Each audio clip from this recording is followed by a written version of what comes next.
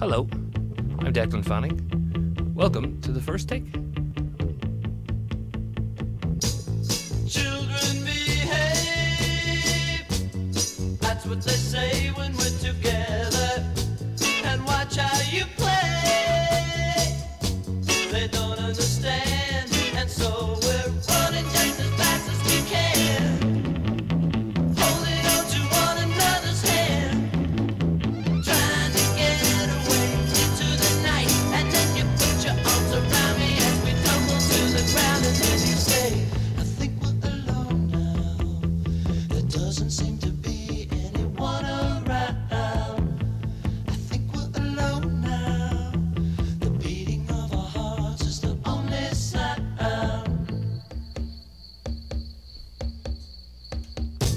Look at the way we gotta hide what we're doing. 'Cause what would they say if they ever knew? And so we're running just as fast as we can, holding on to one another's hand, trying to get away into the night. And then you put your arms around me as we tumble to the ground. And then you say, I think we're alone now. There doesn't seem to be anyone around. I think we're alone now. The beating of our hearts is the only sound. I think we're alone now. There doesn't seem to be anyone around. I think we're alone now. The beating of our hearts is the only sound. I think we're alone now. There doesn't seem to be anyone around. Tommy James and the Shondells there with their 1967 song, I Think We're Alone Now. I first heard the song in a trailer for the 2016 film 10 Cloverfield Lane, and I thought it was a cover song of the 80s singer Tiffany. It worked brilliantly in the trailer. It's a scene in a bunker where John Goodman he just basically hits a jukebox and the music comes on and it's the eerie, the thump, thump, thump, thump, thump of how the song sounds. And it just sounded like, I thought, oh my God, it's like a punk version of Tiffany. Tiffany, of course, was the lady who was in all the American high stores and superstores and supermarkets. I think they called them supermarkets. They called them, oh gosh, fancy places anyway. You didn't get them in Burnfoot or in Donegal or in Ireland. The song, I Think We're Alone Now, was originally a slow ballad, but Tommy James recorded it as a quick demo and he made the song a bit faster. He later said that without realising it, he'd invented bubblegum music. So 10 Cloverfield Lane was a sort of sequel to 2008's Cloverfield. The cast members weren't told the name of the film during production. They kept it the secret as long as possible. So throughout filming, different names were used to confuse them, like The Cellar or Valencia. And there's a random connection, but at one stage, Mary Elizabeth Winstead's character, Michelle, she can be seen crawling through a ventilation duct. And another famous ventilation duct scene is in Bruce Willis when he's John McClane in 1988's Die Hard. Mary Elizabeth Winstead played McClane's daughter, Lucy, in the Die Hard sequel, Die Hard 4.0. So a family connection of people going through ventilation ducts. Isn't that just lovely? And so, yeah, I never knew Tiffany, the Tiffany song. It wasn't an original. I was giving credit to Tiffany when it wasn't due. But anyway, no shame in admitting mistakes, I believe. You live and you learn. Hopefully other people out there have now realised that too. I'm sure everybody actually knew it. But anyway, speaking of Tiffany, 2021 marks the 50th anniversary of the Blake Edwards romantic comedy Breakfast at Tiffany's. It starred Audrey Hepburn as Holly Golightly, a society girl who falls in love with a writer played by George Peppard, probably best known then from playing Hannibal in the A-Team. It won the 1967 Oscar for the Best Original Song, and this is Moon River. Moon River, wider than a mile, I'm crossing you in style someday. Old dream maker, you heartbreaker, wherever you're going, I'm going your way. Two drifters off to see the world. There's such a lot of world to see. We're after the same rainbows and waiting round the bend. My huckleberry friend, Moon River and me.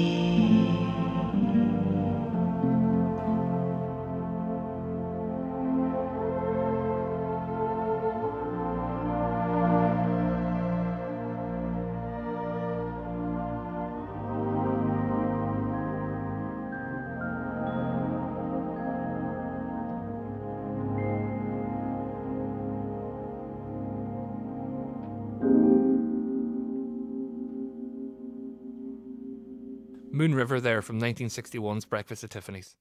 The soundtrack featured a score composed and conducted by Henry Mancini, with songs by Mancini and lyricist Johnny Mercer.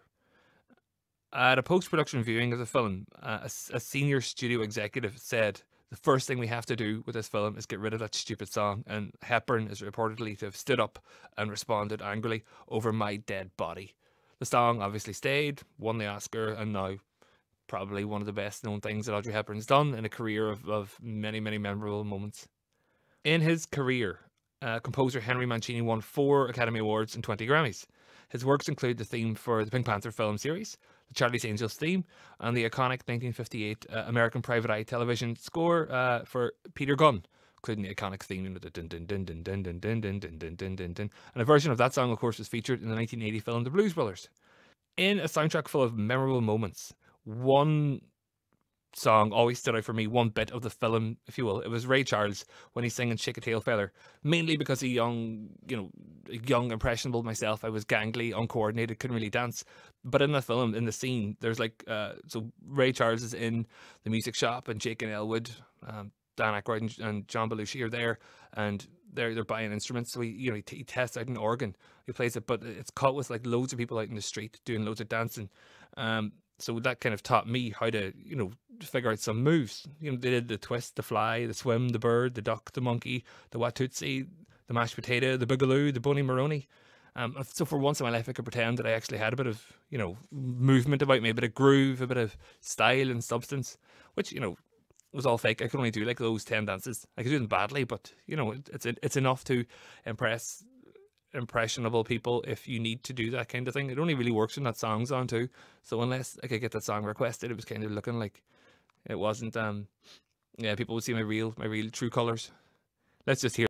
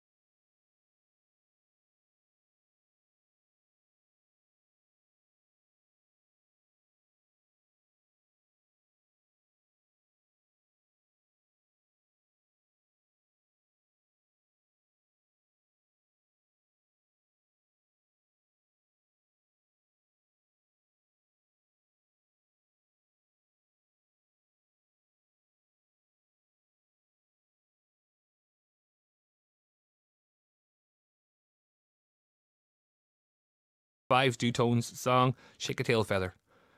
Ray Charles starred in the film with other musical legends such as James Brown, Cab Calloway, Aretha Franklin, John Lee Hooker, and many, many more. But it was the performances of John Belushi as the recently paroled Jake and Dan Aykroyd as his brother Elwood that stole the show. Aykroyd had quite the time working on the Blues Brothers. He and his co-star Carrie Fisher got engaged during filming.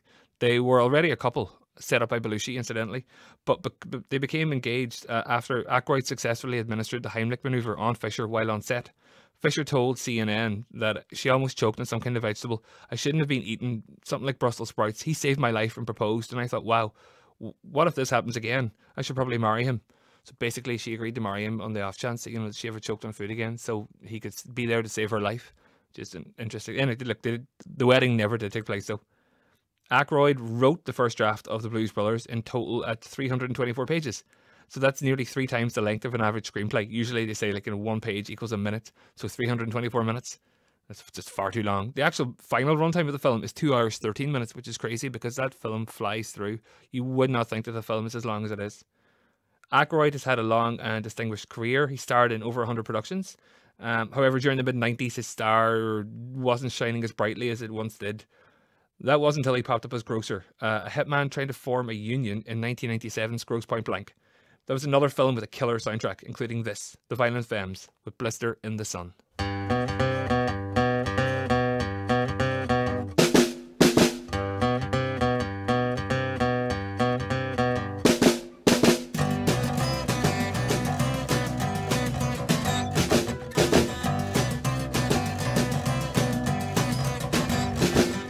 When I'm out walking, I strut my stuff, and I'm so strung out. I'm high as a kite, I just might stop to check you out. Let me go on, like I blister in the sun. Let me go on.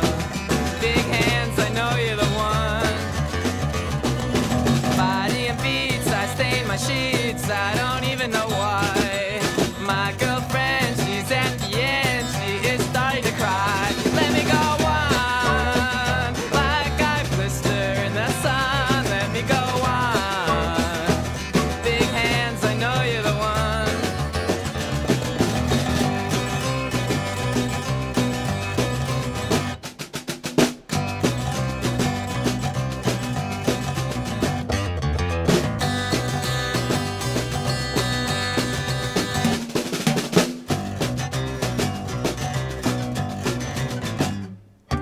When I'm out walking, I strut my stuff, and I'm so strung out. I'm high as a kite, I just might stop to check you out. When I'm out walking, I strut my stuff, and I'm so strung out. And I'm high as a kite, I just might stop to check you out. Body and beats, I stain my sheets, I don't even know why. My girlfriend, she's at the end, she is starting to cry. When I'm walking, stop, and I'm so strung out. I'm high as a kite, I just might stop to check you out. Let me go on, like I blister in the sun. Let me go on. Big hands, I know you're the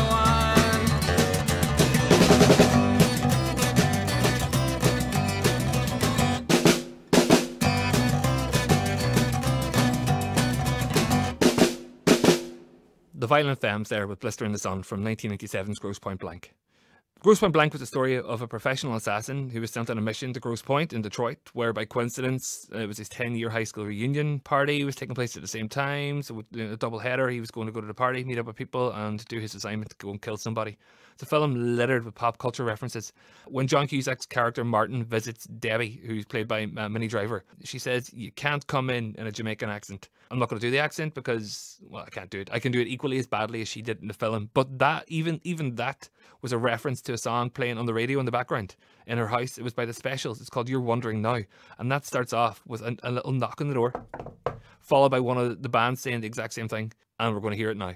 Everybody happy! You can't come in. You can't come in.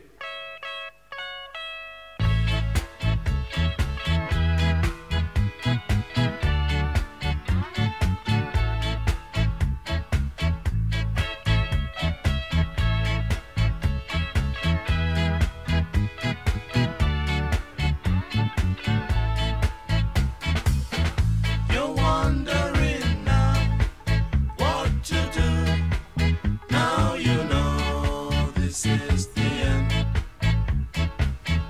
You're wondering how you will pay for the way you did behave.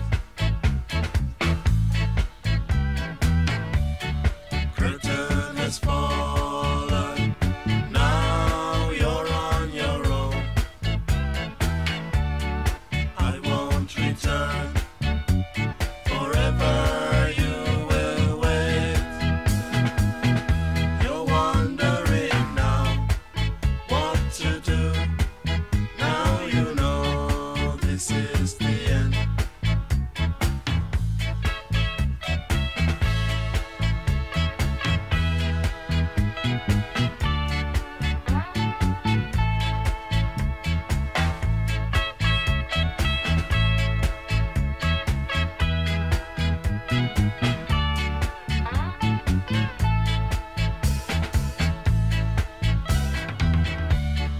Curtain has fallen, now you're on your own. I won't return, forever you will wait. You're wondering now what to do. Now you know this is the end. You're wondering how you will pay for the way you did behave. You're wondering now what to do. Now you know this is the end. You're wondering now what to do. Now you know this is the end. Don't worry, I'm not going to make a habit of playing multiple songs from the same movie soundtrack. I just love the specials, and I haven't got a chance to play the specials yet. So that was You're Wondering Now, used in 1987's Grosse Pointe. That film oozed cool, from the soundtrack to the scenery to the style. The black suit, white tie combination's always been a surefire hit. You think of, any kind of, like John Woo film, perhaps, or perhaps Tarantino's Reservoir Dogs. In fact, anything Tarantino does. But that all probably originated back in the Rat Pack in the 60s. It probably, to my mind, growing up, they were the epitome of cool. Made up of 5 entertainers: Frank Sinatra, Dean Martin, Sammy Davis Jr., Peter Lawford, and Joey Bishop. They oozed class, especially when it came to anything to Las Vegas, such as like resorts as the Sands and the legendary Live at the Sands 67 recordings, just where they have the banter. But allegedly, one night, the 5 fellas, plus other hangers-on in the group, maybe Marilyn Monroe, Shirley MacLaine, Don Rickles, Red Skelton, maybe even JFK, who knows? But anyways, look, so the story goes, one night they decided to go out looking for some fun after the show. The night's over, they've done their gig, they've hit the casino tables, they've done their boozing, they're just a bit bored, it's repetitive, they want to do something different for a change. So maybe it was Joey Bishop or Dean Martin, Sammy Davis Jr., one of them suggests, look, let's take a spin down to the local aquarium. It's after hours, but I know a guy who knows a guy who knows a guy. They can do a secret knock, let us in. Peter Lawford probably doesn't want to go because, he's got his tan on. If he goes to the aquarium, make it wet and ruin his hairdo. But there's nothing better to do, so off they go. Maybe with Monroe and Rickles, Sammy Can, the lot, all in tow just for a bit of crack. So they get there and they go in, and there's the most amazing tropical fish they ever did see. There's like the devil's hole pupfish, the diamond darter, the Chinese paddlefish. Eyes are opened wide. It's beautiful and tranquil and amazing. And they walk and they talk and they look at all the wonders of the world. And it's a whole new, just like, they probably feel like a reverse Ariel from The Little Mermaid. They're actually, below the level and seeing all these wonderful things. Frank, being Frank, of course, is boasting to all the dames, MacLaine, Monroe, people like that, trying to show off his knowledge. And at one stage, trying to embarrass Dean, he looks over and says, "Hey, Dean, do you know what kind of a snake that is in the water?" Dean looks back, cool as you like, and says, "That's not a snake, Frank. That's a moray." In Napoli, where love is king, when boy meets girl, here's what they say. When the moon hits your eye like a big pizza pie, that's amore. When the world seems to shine like you've had too much wine, that's amore. Bells will ring, ting-a-ling-a-ling, ting-a-ling-a-ling, and you'll sing Vita Bella. Hearts will play tippy-tippy-tay, tippy-tippy-tay, like a gay tarantella. When the stars make you drool, just like a pasta fazool, that's amore. When you dance down the street with a cloud at your feet, you're in love. When you walk in a dream, but you know you're not dreaming, signore. Scusa me, but you see, back in old Napoli, that's amore.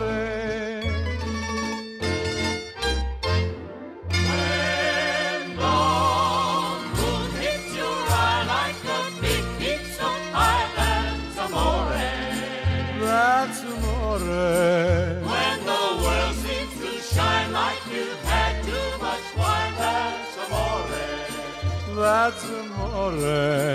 Bells will ring, Ting-a-ling-a-ling, ting-a-ling-a-ling. and you'll sing Vita Bella. Vita Bella, hearts will play. Tippy-tippy-tay, tippy-tippy-tay, like a gay tarantella. Lucky fella.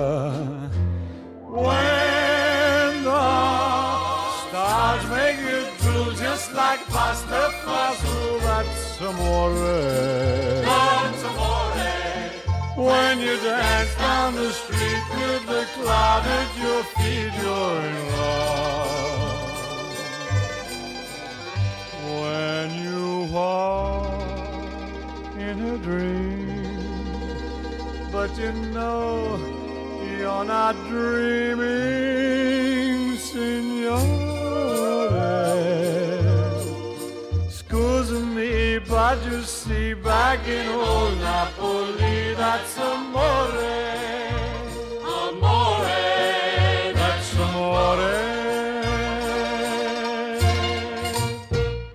That's Amore by Dean Martin, played because of a terrible joke. The song has been used in a variety of different films, including Rear Window, Moonstruck, and Bridget Jones's Baby. Yeah. The song first appeared in the 1953 film The Caddy, starring Dean Martin and his comedy partner at the time, Jerry Lewis. Martin and Lewis were the hottest entertainers in America for 10 years, until more and more critics claimed Lewis was the star of the show and he could succeed with anyone. Like, basically, that, you know, Dean was just a stool that was beside him, a plank of wood, and this annoyed Dean. And the arguments escalated to the point that Martin angrily told Lewis that Lewis was nothing to him but a dollar sign. He left at the first opportunity. As soon as his contract was up, he didn't want to renew it. He just said he was done, dusted, and Dean went on then. I think he proved everybody wrong. He went on to act and sing and star in a variety of performances. He became a roast master of many celebrities. The Dean Martin Celebrity Roast was a series of television specials that aired from 1974 to 1984, and people such as Bob Hope and Muhammad Ali and Jimmy Stewart and loads of others got roasted. But in 1973's roast of Bette Davis, Vincent Price was one of the roast masters. So during her speech, at the end, Davis said that she and Price actually had never worked together. So at the end, you know, the person who's being roasted gets to roast back. So Davis kind of said she didn't understand why Vincent Price was there in the room. She never worked with him, didn't really know him, didn't understand. You know, and Vincent Price being Vincent Price was very, very cool. But yeah, Bette Davis forgot. So in 1939, both her and Vincent Price were in the private life of Elizabeth Essex. So Vincent Price was a horror legend, the narrator of Thriller, alongside Christopher Lee and Peter Cushing. He made a career out of playing vampires and, you know, but no, he didn't. He actually didn't. That's the whole thing. In a career spanning 60 years, Vincent Price never played a vampire. It's a common misconception that Vincent Price was always there. He wasn't. He was the person fighting them. But then, again, to counteract myself, what I just said, he did actually play a vampire in 1981's The Monster Club. But that was a terrible film. And it was a musical film. And he played a pastiche of a vampire. So he never actually played, you know, he was never like Dracula. He was never, you know, a fang-filling, rawr. But anyway, oh, here, random fact too. So, do you know when World Dracula Day is? No, nobody knows what World Dracula Day is, apart from maybe Dracula. So World Dracula Day is May the 26th. Do you know when Peter Cushing's birthday is? Peter Cushing's birthday? Also May 26th. Do you know when Christopher Lee's birthday is? Nope, not May 26th, it's May 27th. Do you know when Vincent Price's birthday is? Also May 27th. So the three people, Peter Cushing, Christopher Lee, Vincent Price, who are probably best associated with Dracula, all have their birthday. We're Dracula today, May 26th. Peter Cushing's birthday, May 26th. Christopher Lee's birthday, May 27th. Vincent Price's birthday, May 27th. So there you go. On the theme of vampires, by the way, I recently sat down and watched Fright Night again. And director Tom Holland's 1985 film, Fright Night, so it retells the story of vampires through a kind of a rear window look at it. Young Charlie Brewster is convinced that his neighbor Jerry Dandridge is a creature of the undead. So Charlie contacts legendary vampire hunter Peter Vincent, named after Peter Cushing and Vincent Price. That's played by Roddy McDowall. Charlie contacts Peter Vincent to help him stop the army of the dead. So from that film, this is Dream Window by Brad Fiedel.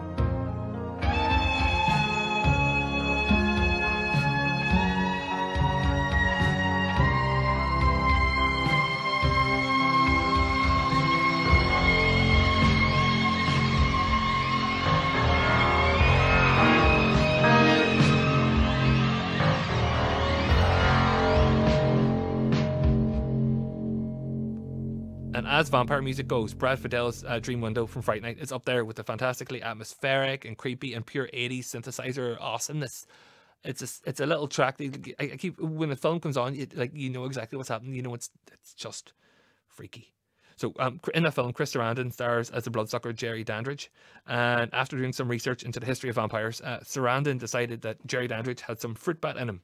That's why constantly throughout the film, he's seen snacking on fruit. Something Colin Farrell picks up on in the 2011 remake. He does the exact same thing. He's always sitting holding an apple. It's a relevant thing. So yeah, the director Tom Holland told everybody, go and have a backstory to your character, figure out what's wrong, come back with me. And Sarandon said, you know what?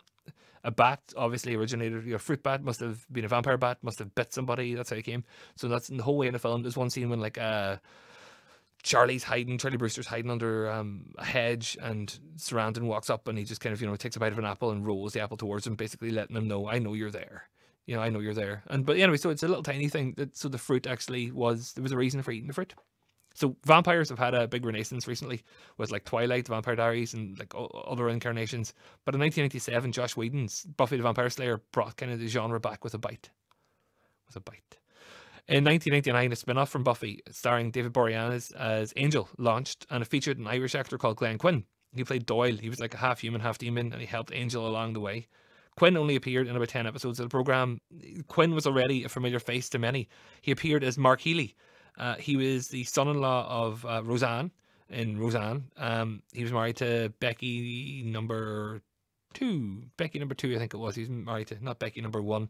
So in the show, he also acted alongside John Goodman, who was the star of 10 Cloverfield Lane. That's where we started the show with today. He was also in the sequel to The Blues Brothers. So we kind of gone full circle in the show today. We began with 10 Cloverfield Lane, to Breakfast at Tiffany's, to Grosse Pointe Blank was in there. We managed to tie in Fright Night, and now we go full circle back to 10 Cloverfield Lane and John Goodman. So John Goodman was a star of so many different shows. I think the first film I saw him in was King Ralph, which was, I don't know if it stood the test of time that well, but I don't mind. He he's just an if you know John Goodman's in a film, you know at least he's going to be good. So I'm going to leave you today with John Goodman alongside Billy Crystal. This is from 2001's Monsters Inc. And they're singing If I Didn't Have You. For myself, Declan Fanning, thanks for listening. Chat to you soon. If I were a rich man with $1 million or $2 million, I'd live in a penthouse in a room with a view. and if I were handsome, No way. it could happen, 'cause dreams do come true.